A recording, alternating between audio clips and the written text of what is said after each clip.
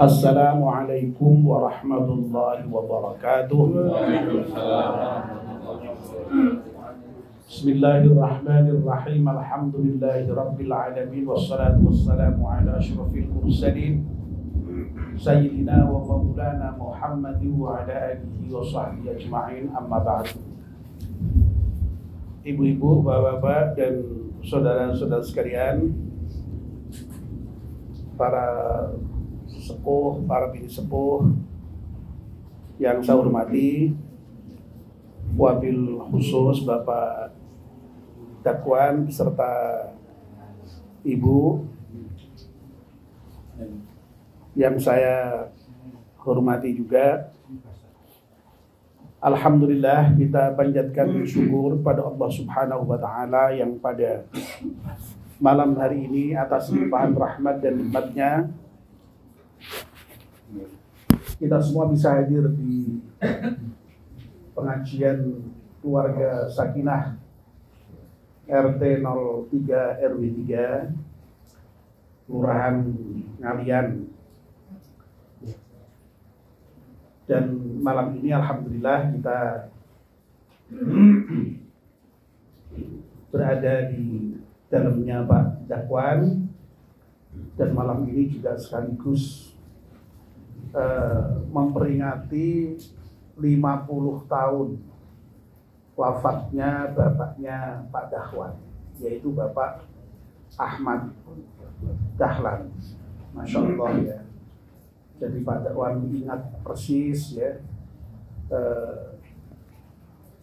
tanggal wafatnya bapaknya, dan ini proses 50 tahun diperingati secara khusus dengan mengadakan pengajian di sini, dan tentu saja dengan mendoakan beliau semoga beliau di alam kubur mendapatkan nikmat kubur, mudah-mudahan dihindarkan dari semua siksa kubur, dan mudah-mudahan nanti pada saatnya dibangkitkan Allah Subhanahu wa Ta'ala dalam keadaan baik dan dihisab dengan hisab yang mudah, dan pada gilirannya nanti Allah akan masukkannya ke surga. Amin ya rabbal alamin.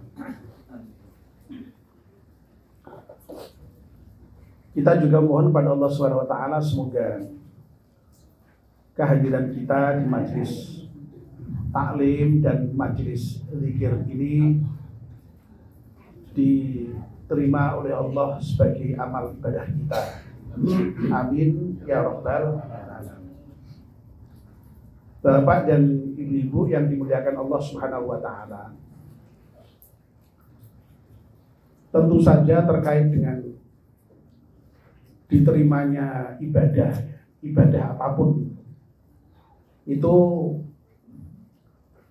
ya secara persis kita pasti tidak tahu ya, bahwa ibadah kita itu diterima oleh Allah atau tidak, itu yang tahu ya Allah sendiri. Tapi ada tentu saja tanda-tanda yang menunjukkan bahwa ibadah itu diterima.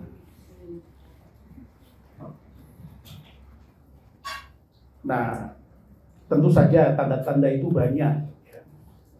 Tapi di antaranya ya, untuk niteni itu yang paling gampang itu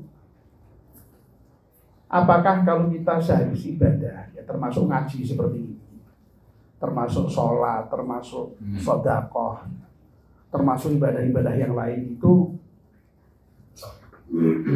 kita merasa bahagia tidak dengan apa yang sudah kita lakukan? Kita merasa senang tidak dengan apa yang sudah kita lakukan? Ya. Kalau kita sehabis ibadah apapun kok merasa bahagia, merasa senang, lalu kemudian ada keinginan untuk mengulangi lagi, ya, itu kira-kira itu insya Allah tanda-tanda ibadahnya diterima. jamaah ke masjid merasa bahagia, merasa senang, ya. Lalu kemudian ingin datang lagi, jamaah lagi. Nah itu insya Allah lah, ya, tanda-tanda bahwa itu ibadahnya diterima. Bersodakoh, ya. Sehabis sodakoh senang, bahagia, bisa bersodakoh. Lalu besok kepingin sodakoh lagi, sodakohnya tambah banyak. Nah, itu insya Allah juga menunjukkan tanda-tanda ibadahnya itu diterima. Termasuk juga ngaji seperti ini, ya. Itu habis ngaji itu bahagia, senang itu bisa ngaji, ya. Dapat ilmu, ketemu teman-teman, ya. Dapat jamuan makan lagi, apalagi makanannya lengkap seperti itu. Wah itu senang, wah besok datang lagi, ya. Itu insya Allah tandanya diterima itu ibadahnya. Tapi kalau sebaliknya, nun sewu bapak-bapak, ibu, ya. Kalau kita ibadah kok merasa susah, ya, duduk rasanya nggak jenak, ya, ada rasa penyesalan, ini mau dadak teko barang ini ngopo, ya. Wah mau nonton sinetron tambah enak, ya, itu misalnya, ya. Wah itu terus besok lagi malas datang, wah itu ya, hati-hati itu bisa kira-kira ini hanya sekedar ya, tanda, ya, bukan kok pasti kemudian diterima dan tidak, itu ya, tanda-tandanya insya Allah ya jangan-jangan tidak diterima itu ibadahnya, ya. Jadi makanya oleh karena itu supaya ibadah kita diterima itu ya kiatnya itu aja yang penting, ya. Jadi pokoknya habis di dalam melaksanakan ibadah senang, sehabis ibadah senang, dan besok ingin mengulang lagi. Insya Allah itu tandanya diterima. Nah kalau menyesal, waduh, ya memang khawatir kita jangan-jangan tidak diterima itu, ya. Habis sodakoh, waduh iman tadi kok dadak sodakoh barang, ya. Jadi wah nak dikumpulke iso ngopo gitu misalnya, ya repot kalau begitu, ya. Nah bapak-bapak dan ibu-ibu,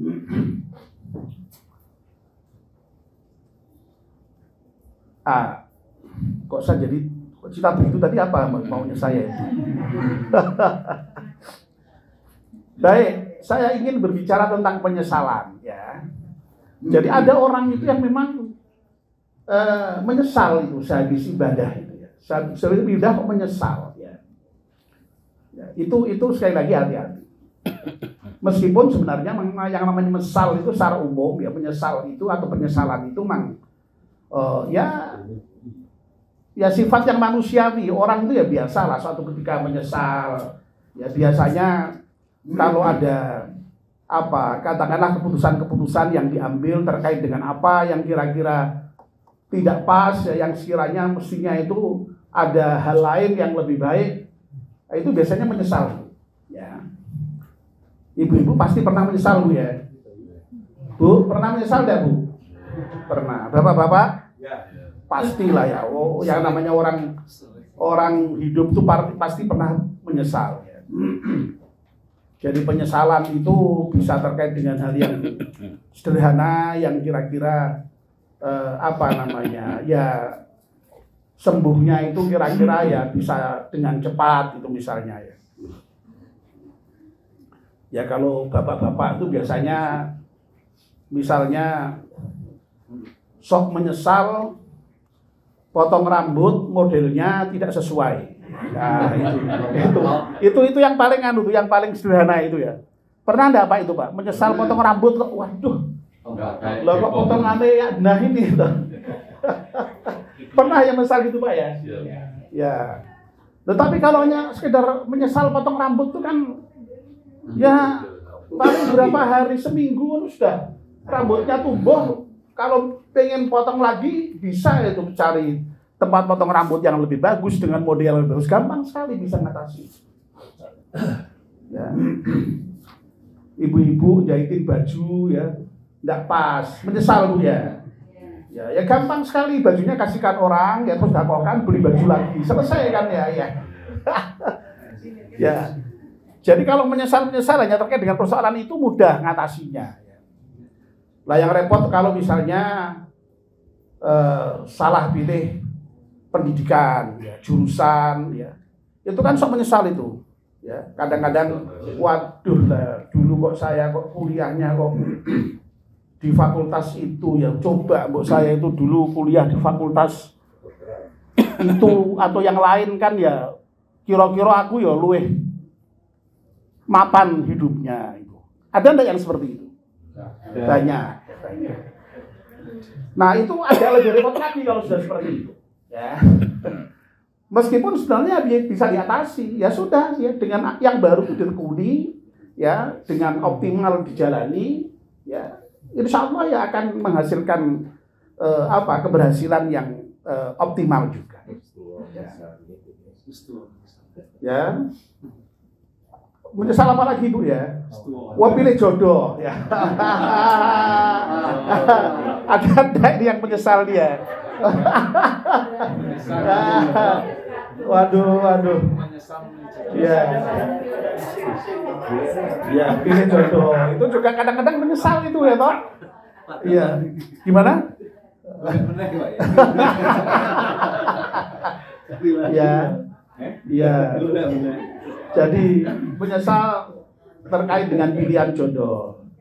Nah, itu sebenarnya juga bisa diatasi. Wong menyesal jodoh itu dalam Al-Quran itu malah diajarkan, ya. Kalau untuk mencari jodoh yang sempurna itu ya susah, ya. Bisa jadi memang jodohmu itu ya ada hal-hal yang tidak kamu sukai. Tapi bisa jadi dalam hal yang tidak kamu sukai pada pasanganmu itu justru malah terdapat banyak keberkahan, banyak kebaikan. Loh itu kan berarti tergantung sikap kita kan di dalam menghadapi persoalan itu sendiri. Jadi intinya sekali lagi penyesalan itu banyak di dunia ini ya. Sebagian mudah diatasi, sebagian memang agak sulit diatasi memang ya. Dan itu tergantung kesiapan psikologis dari masing-masing orang yang menghadapi persoalannya itu sendiri. Nah, nuwun sewu bapak-bapak dan ibu-ibu. Selama penyesalan itu di dunia itu aja saya kira masih bisa ya diatasi, bisa diperbaiki. Yang repot itu nanti kalau kita menyesal sudah di akhirat. Nah ini yang menjadi persoalan besar ya bagi kita yang harus kita betul-betul perhatikan. Loh apa ada itu orang nanti di akhirat itu kok menyesal? Loh banyak sekali. Ya, dalam Al-Quran itu banyak sekali ayat-ayat yang berbicara mengenai penyesalan manusia di akhirat itu nanti. Banyak sekali. Ya. Nah karena ini waktunya pendek, saya tidak mungkin menyampaikan semuanya ya. Tapi yang barangkali sudah pernah kita dengar lah setidaknya ya, yang sifatnya sangat umum, saya kira kita sudah pernah mendengar. Ya. Misalnya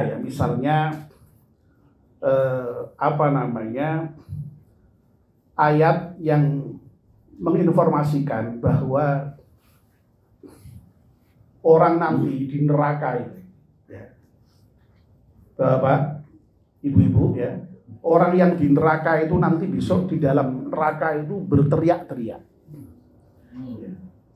Wahum yastarihuna fiha, mereka berteriak-teriak di dalam neraka itu. Apa yang diteriakkan itu? Rabbana akhrijna na'mal salihan ghairal ladzi kunna na'mal. Ya Allah, tolong keluarkan aku dari neraka ini. Aku enggak sanggup ya Allah, aku enggak tahan di neraka ini. Tolong keluarkan.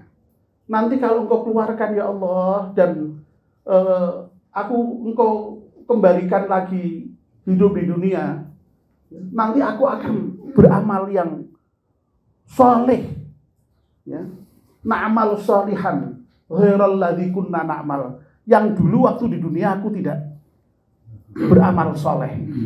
Loh, itu kan berarti kan menyesalkan ya. Penyesalan ya. Bareng wis mlebu neraka, lagi teriak-teriak, njaluk di tokke, njaluk diuripke meneh ben iso ngamal baik. Kira-kira bisa enggak itu? Ya enggak bisa. Nasi sudah menjadi bubur. Kalau sudah di akhirat itu repot, sudah enggak bisa. Ya, sudah enggak bisa. Kalau di dunia ya masih bisa ditobati. Tapi kalau sudah di akhirat bagaimana lagi? Sudah terlanjur. Ya. Ya. Makanya Allah itu lalu kemudian malah melehke. Ya. Jadi orang yang teriak-teriak di neraka minta dikeluarkan dan neraka supaya bisa balik ke dunia dan supaya bisa beramal lagi dengan amal yang soleh yang dulu tidak dikerjakan itu. Ya. Apa kata Allah? Awalam nu'ammirkum. Ya. Ma yatadzakkaru fihi man tadzakkara wa ja'akumun nadhir.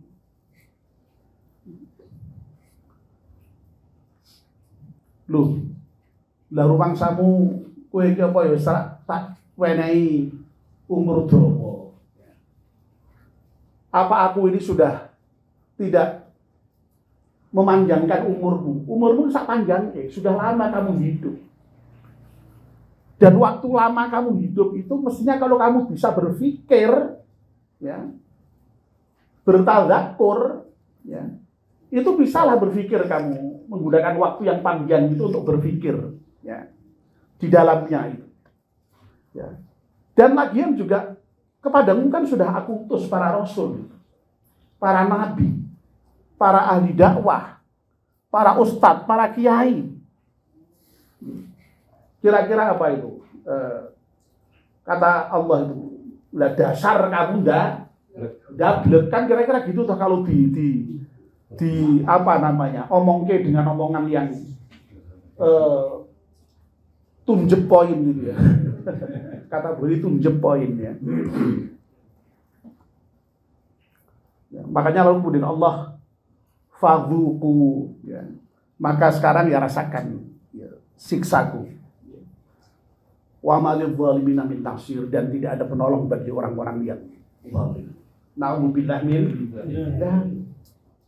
Jadi menyesal itu di akhirat itu orang-orang kafir, orang-orang yang tidak baik yang masuk neraka itu. Mereka teriak-teriak. Ya.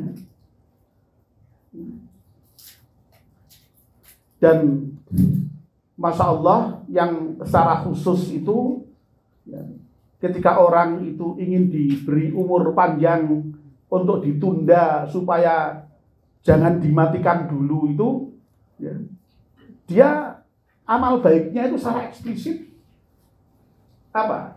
Supaya bisa bersedekah. Jadi Masya Allah yang namanya sedekah itu ternyata amal yang luar biasa, sehingga orang yang seandainya bisa hidup lagi, ya, atau diberi umur panjang itu dia ingin bisa melakukan sedekah, ya, memberikan sedekah. Ya. Makanya sedekah itu dianjurkan sekali, ya. Baik itu untuk diri kita, ya, termasuk bahkan untuk diatasnamakan orang tua. Ya.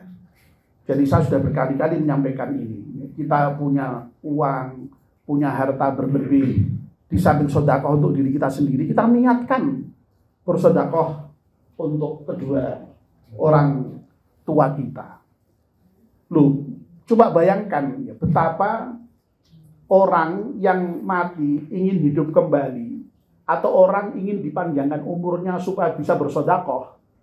Loh, sekarang sudah tidak bisa karena sudah wafat. Kok kemudian anak keturunannya mau bersedekah untuk dirinya? Loh, itu betapa senangnya orang yang di alam kubur itu. Ya. Nah, sedekah itu tidak hanya semata-mata juga dengan harta, ya. Karena dalam konsep Islam itu kata Nabi, ya, bacaan tahmid itu sedekah, bacaan tasbih sedekah, bacaan takbir sedekah, ya. Bacaan apa saja itu bernilai sedekah. Tapi juga jangan kemudian lalu dumeh begitu, wah aku tak sedekah, zikir tok wae lah ya. Terus kemudian meskipun punya harta banyak enggak pernah sedekah. Ya. Harta benda ya jangan ya. Jadi Masya Allah luar biasa, ya luar biasa. Nah, mudah-mudahan yang dihidangkan Pak Dakwan ini ya ini semuanya yang di sini dan juga yang di meja tadi itu semuanya mudah-mudahan juga bernilai sedekah bagi orang tua Pak Dakwan. Amin ya rabbal alamin. Jadi sekali lagi banyak sekali itu penyesalan di akhirat itu banyak sekali. Dan yang populer juga itu yang di surat An-Naba itu ya, An-Naba itu surat Amma Yatasaalun itu ya, juz 30 itu. Di paling yang akhir itu apa? Ya. Inna anzarnakum 'adzaban qariba yauma yanzurul mar'u ma qaddamat yadah wa yaqulu ya laitani kuntu turaba. Ini mestinya ayat ini harusnya sudah setengah hafal Bapak-bapak karena sering dibaca ya. Jadi orang-orang yang di neraka itu apa? Menyesalnya bukan main. Sampai apa namanya? Menyesalnya sampai mengatakan begini. Waduh, lah aku kok dadak dadi menungso ya. Ya akhirnya karena jadi menungso ya aku dimintai pertanggungan jawab dihisab. Lah saiki mlebu neraka. Jajal aku benak jadi tanah, debu ya, turab itu tanah ya. Ya selesai kan tidak dihisab kan ya. Lu sampai begitu Pak penyesalannya itu. Ya. Jadi kepengen jadi tanah.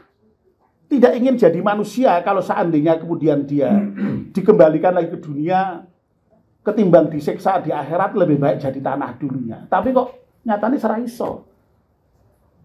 Kembali lagi nasi sudah menjadi bubur tadi. Nah, ya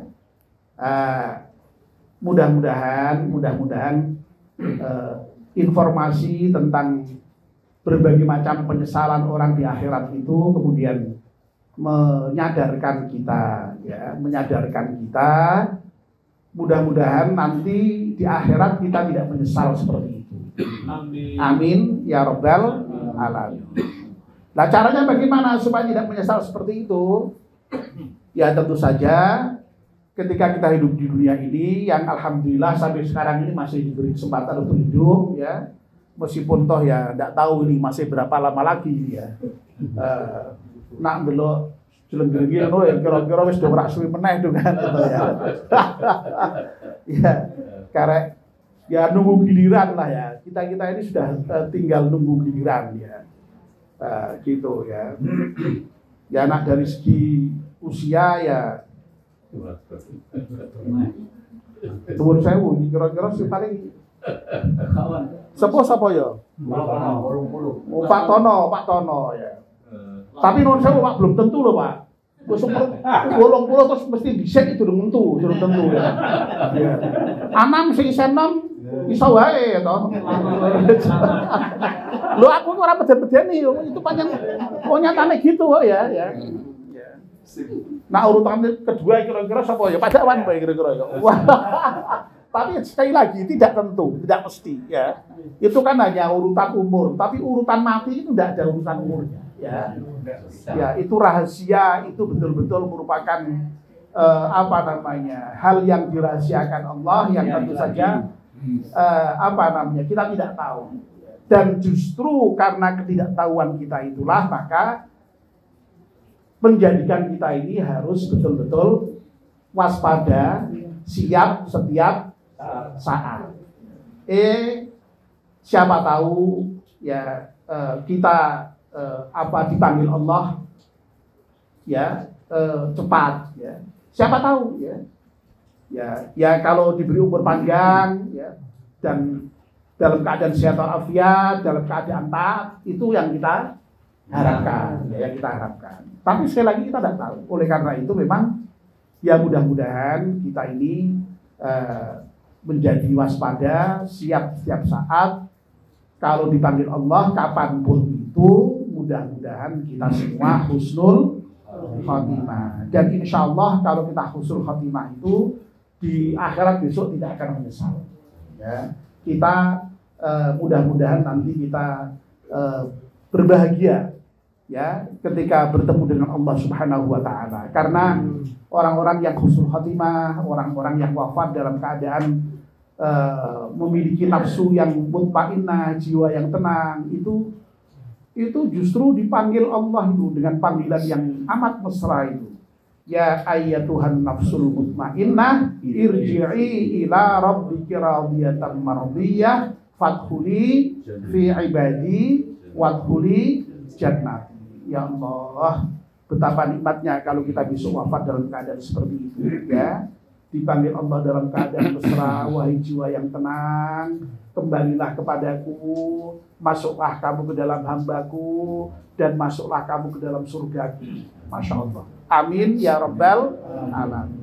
Mudah-mudahan kita semua husnul khotimah. Allahumma amin. Inna nas'aluka husnal khatimah wa na'udzubika min su'il khatimah. Ya Allah, aku memohon kepadamu ketika wafat nanti, wafat dalam keadaan husnul khatimah, dan aku berlindung kepadamu ketika wafat nanti dalam keadaan, semoga tidak dalam keadaan su'ul khatimah. Amin ya rabbal alamin. Mari kita akhiri dengan doa.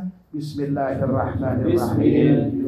Wal 'asri innal insana lafi khusrin illa alladziina aamanu wa 'amilus shalihati wa tawassaw bil haqqi wa tawassaw bis sabr. Subhanaka Allahumma wa bihamdika asyhadu an la ilaha illa anta astaghfiruka wa atubu ilaik. Wassalamu alaikum warahmatullahi wabarakatuh.